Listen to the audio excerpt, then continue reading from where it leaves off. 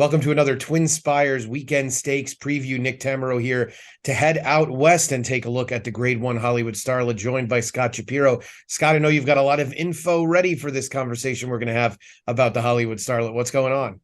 What's up, Nick? Good to chat. Been a few weeks here that we've done a preview together. Yeah, that Starlet, a storied tradition. Obviously, most of it at Hollywood Park up until 2013.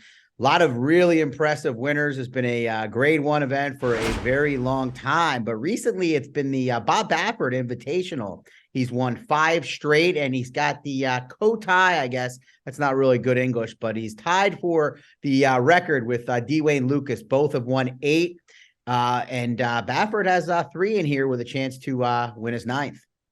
Yeah, it looks as if he should have a pretty solid say in that, all in all. I guess the most recent Hollywood Starlet winner that parlayed it into an Eclipse Award win, my guess would be Take Charge Brandy, who would have been one of those 8 Dwayne Lucas wins. I think that's who it was, but yeah, there was a storied list of winners. You look back to the mid '90s, some really Sharp Cat, Surfside, really cool. When you look at the list of winners, hasn't been as strong. Still some good looking fillies, of course, have won this race. Don't know if we'll have another Surfside, another Take Charge Brandy in here, but I think there's 1 or 2 pretty talented looking 2-year-old fillies. And we'll start there with the one that looks like she probably is the most talented of all. Second time starting Feza, who debuted back on the 12th of November at Del Mar.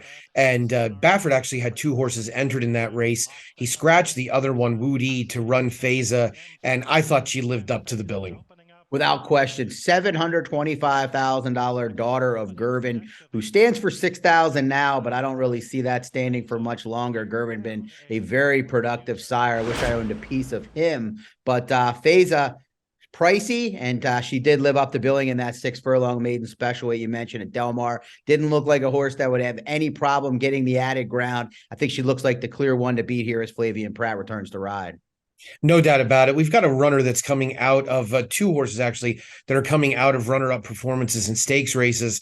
And I guess the more impressive of the 2, maybe just slightly, is Uncontrollable, who goes out for Michael McCarthy, owned by the Rapoli stable. This filly debuted with a win at Del Mar back in July and has now put things together pretty nicely in 2 subsequent starts.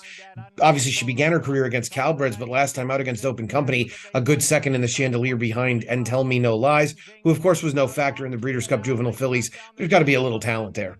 Uncontrollable, very impressive. That was opening day at Del Mar at the summer meet when she came well off the pace to get the job done, going 5 furlongs. 2 runner-up efforts since then. Did get a favorable setup in the Grade 2 Chandelier that you referenced, and Tell Me No Lies also came from off the pace like she did, but she does appear to have a lot of talent, and if they do go faster than maybe I envision on the front end, she's the likeliest to pick them up late.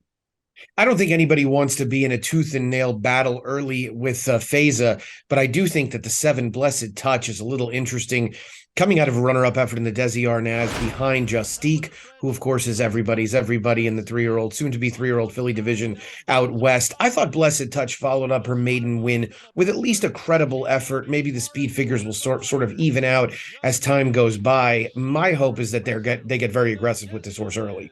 Right. Drayden Van Dyke, not an overly aggressive rider, but this one stretches out the 2 turns for the first time. Another daughter of Gervin, the Florida bred. Well, this one's a Kentucky bred, but Gervin, who stands in Florida, has been extremely impressive. I would think that Drayden would probably be okay to stick just off the early pace, but you never know how a filly is going to react trying to relax in that first trip around 2 turns.